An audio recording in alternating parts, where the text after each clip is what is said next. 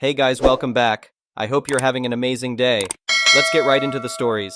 The first one is an entitled People story. I've lived on my family's land for as long as I can remember. My grandparents worked this farm before passing it down to my parents, and now it's my turn to carry on their legacy.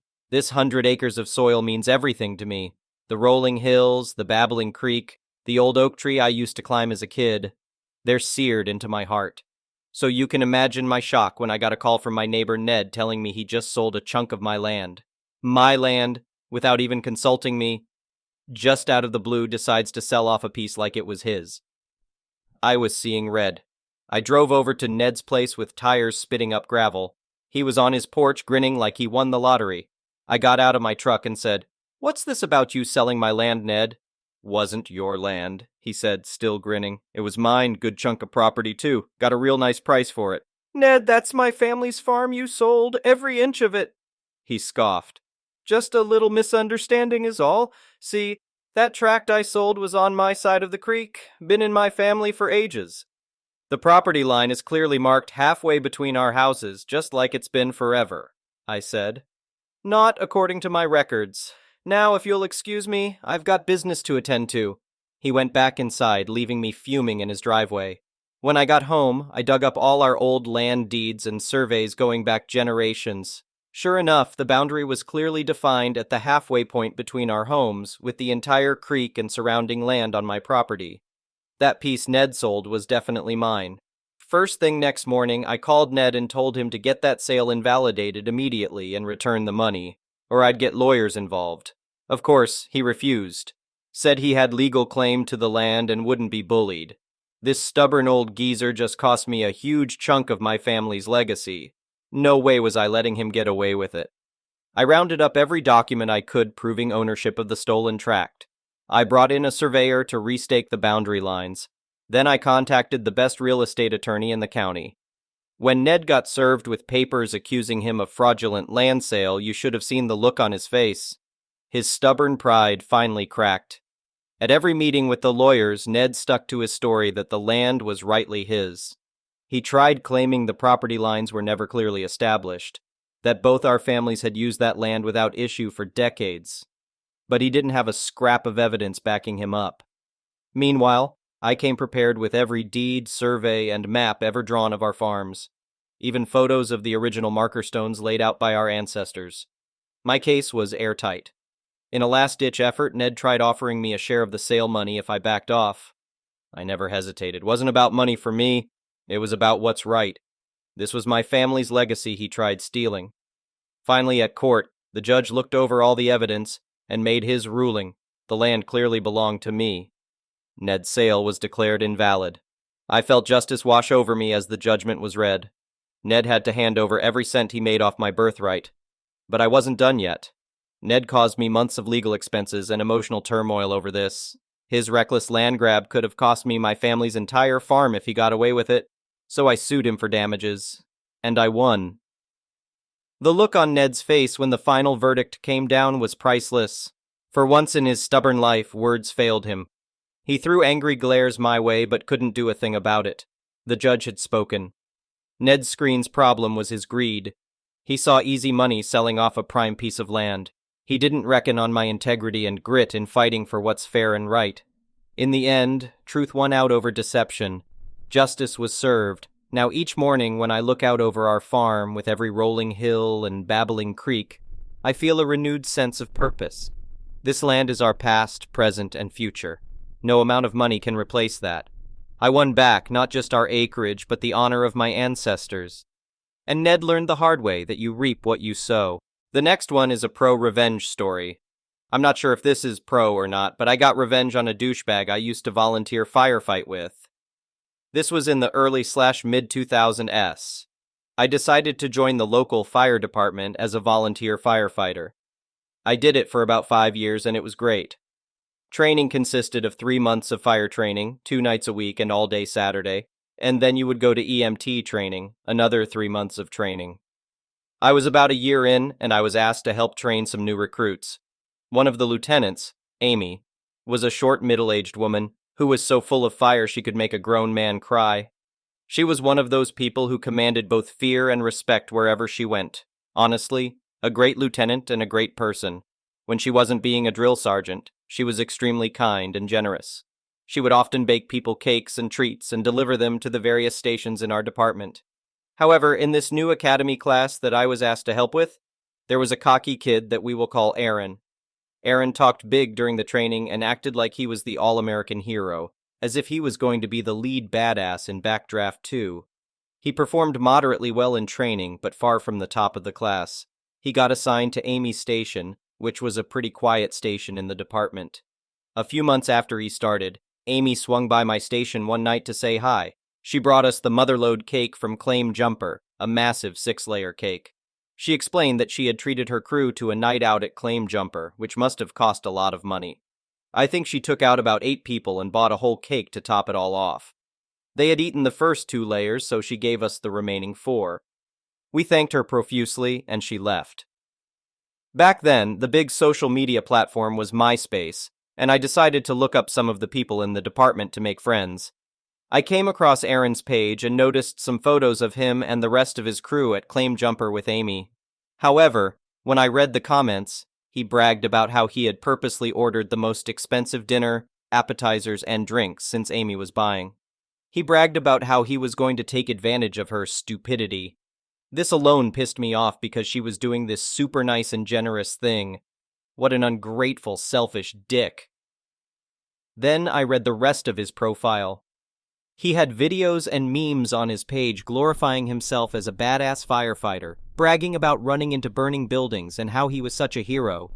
Bear in mind, he had just graduated from the academy 3 months prior and hadn't even gone to EMT school. He had never been to a house fire, and all he basically did was carry gear for the other fully qualified firefighters. It was too much for me to tolerate. So here is the revenge. I printed off copies of his MySpace page, including his comments about Amy and toxic bragging. I made multiple copies and took them to every station in the department. We all had pagers. God, I'm old. And a small keyboard at each station to send out text messages.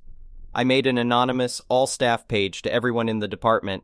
I had to keep it brief since I couldn't fit a ton of characters, but I sent out his MySpace info and told everyone about how he treated Amy. Within an hour, Aaron had cleared out his MySpace page of all posts, photos, etc. A couple of days later, he deleted his account. It's a good thing I made so many copies. Immediately after this happened, he stopped coming to volunteer, and a few weeks later, I heard that he had quit. I later talked to Amy and admitted I was the one who sent the page. I told her I hated how he treated her, and she thanked me. She seemed really sad and hurt by what he had done, but being the tough short lady that she was, she quickly got back into being an actual badass firefighter. She later started dating and married a fire chief that also helped at the academy. I've lost touch with her, but I hope she did well. She seemed pretty happy the last time I saw her. The next one is a petty revenge story. About 5 years ago, I used to work as a traffic control person at roadworks and construction sites. I did this as I changed from a retail to my current career. Was some stressful times. As a side note, normally shifts in this industry are all short notice. They will call you at 7 p.m., asking you to work a shift starting at 5 a.m. the next morning. Say no to many times and you'll soon find yourself without any shifts. Something you should know about me before I continue. I'll admit I'm a massive troll, but only to those who are a-holes to me in the first place. It's like being an a-hole towards me pops my troll horns out. Let's just say my friends fear me come April Fool's Day once every year. I left that job due to life circumstances and the fact I was moving to a new city over 2 days' drive away. My ex-boss seemed to forgot this fact. As I stated above, if you say no enough times to shifts, they will just not give you any more. They technically won't fire you, and since you're a casual worker with no guarantee of shifts, they can just leave you in a constant state of limbo until you quit yourself. In my country, they can get away with this at least 5 years ago. About 1 year after I left the company and moved to my new city, my stupid ex-boss must have forgot I left. Even if you said no to enough shifts, if they were desperate to fill a shift, they'd call you. I got called up and asked to fill a shift the next morning. I kindly reminded my ex-boss I left about a year ago and was in a new city. He apologized and wished me well. So far, nothing too bad in my book, until another 2 years had pasted, 3 years since I left. In this time, my ex-boss repeated this mistake another 3 times, was getting a little old for my tastes. I even blocked his number, but he got a new phone and still had my number in his contact list. So when he called me this time, I decided to be petty about it. It was about 6:15 p.m. at night and I was enjoying a movie on the couch with my girlfriend. Me. Hello, this is Loopy Legend. Ex-boss. Hi, Loopy, I need you to come in for a shift at random place in Old Town tomorrow starting at 7 a.m. Think you can handle that? My troll horns came out as this was the fourth time he'd called me, after each time I told my stupid ex-boss I'd moved to a new city. Me. Sure, I can handle that for you. I'll be there bright and early. Ex-boss. Good man. I'd be in a tight spot if I couldn't get this shift filled. I went to be late that night and made sure to put my phone on silent. I woke up around 10 a.m. to about 20 text messages and 12 missed calls with an angry ex-boss demanding to know where I was, and mad as hell he had to personally get out of bed early and cover the shift himself since I no-showed for it. I'm happy to report I've not got another call from him since about working another shift for a job I left years ago. I think he finally got the hint. The next one is a malicious compliance story.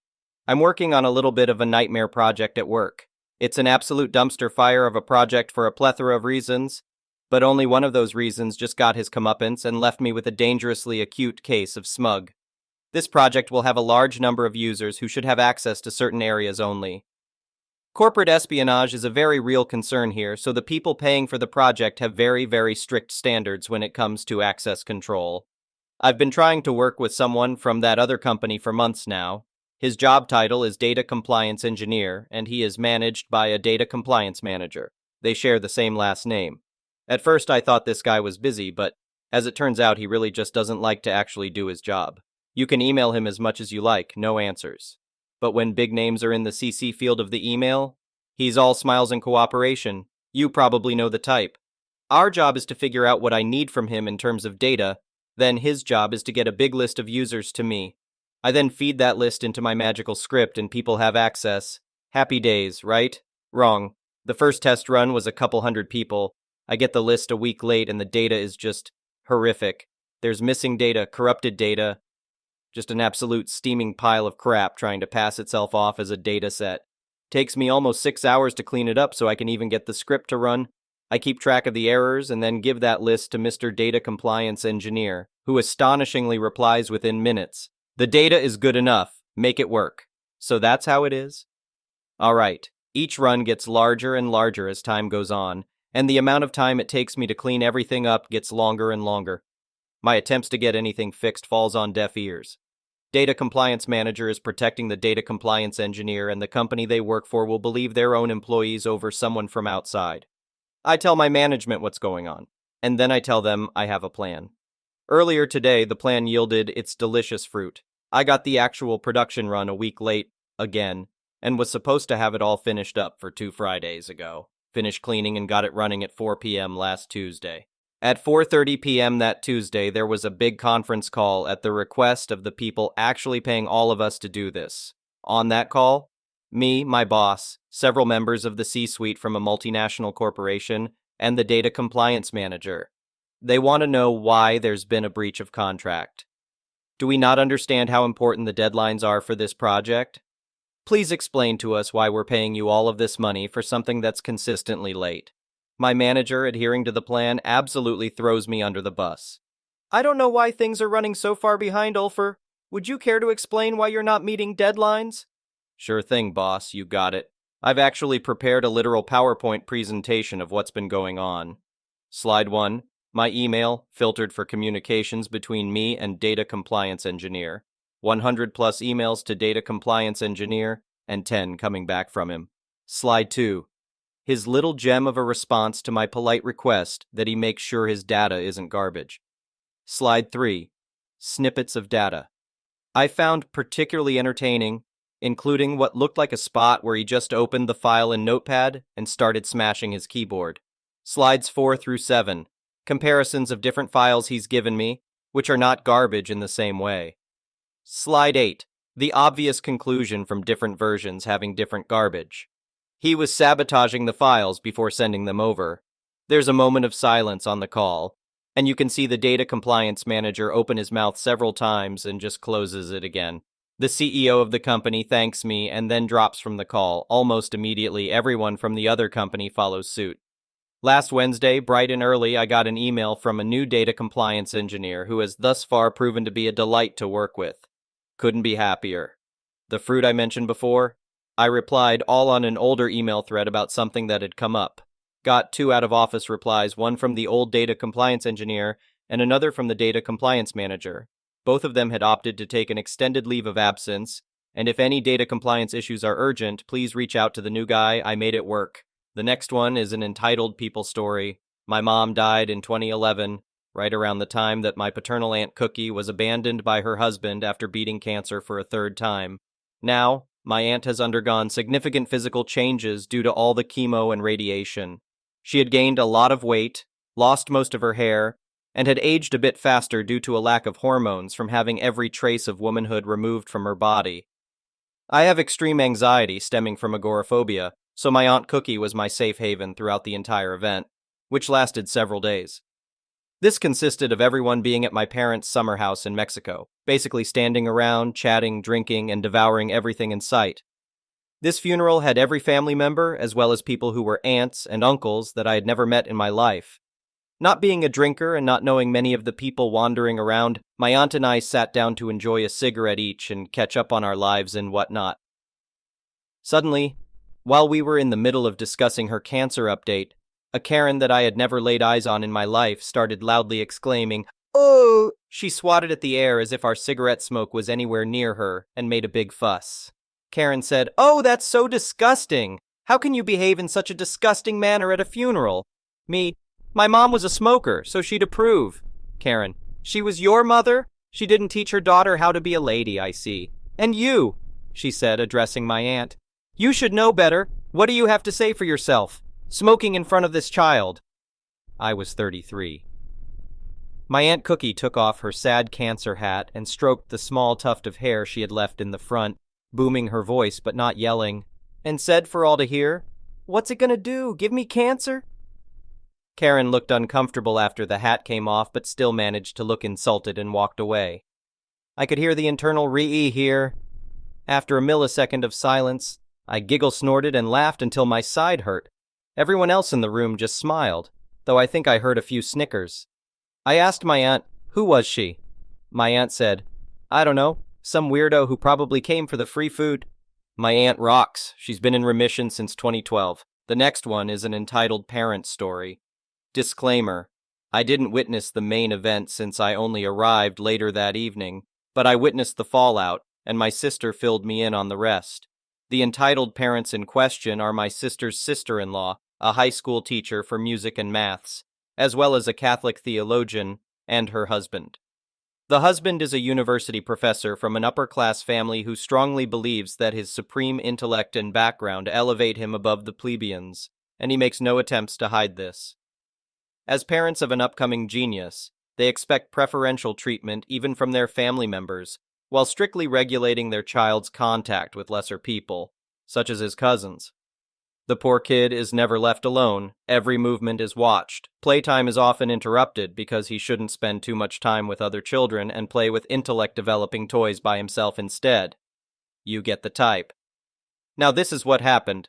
We had a little get-together at my sister's place over a holiday, in part to support her brother-in-law and his girlfriend, who had lost their child about 6 weeks earlier and were just starting to re-engage with society after a period of intense grief.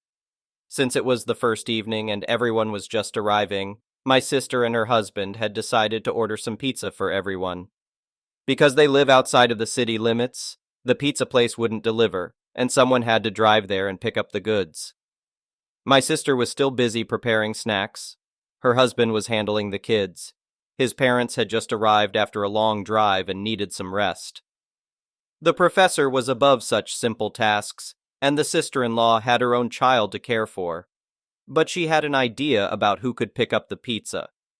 She turned toward her brother and his girlfriend and said to them, "Hey, since you are the only ones who don't have a child, why don't you go and pick up the pizza?" Except for the children, the room went silent for a moment. Then the girlfriend broke down sobbing, and the brother's face turned white before he also started to cry, and the two left the room. When I arrived about an hour later, the mood in the room was icy. My sister's brother-in-law and his girlfriend had gone to their guest room and not reappeared. My sister, her husband, and his parents had a heated exchange with the sister-in-law, who steadfastly refused to admit that she had said anything wrong. She insisted that she had merely stated a fact, that they had had enough time to grieve and it was time to get over it, and that she and my sister, as actual mothers, deserved support, even from those two. Meanwhile, the professor remained aloof, just watching things unfold from the sidelines after confirming that his wife's statement had been factually correct. There was also a lot of cold pizza, since my brother-in-law had handed the kids over to my sister and picked up the pizza himself, but nobody had any real appetite left. When I got up the next morning, my sister told me that her brother-in-law and his girlfriend had left earlier that morning, apologizing and telling her that they couldn't spend the weekend in the presence of his sister and, in fact, didn't want to see her again for a long time. For the rest of the weekend, nobody was in the mood to do much.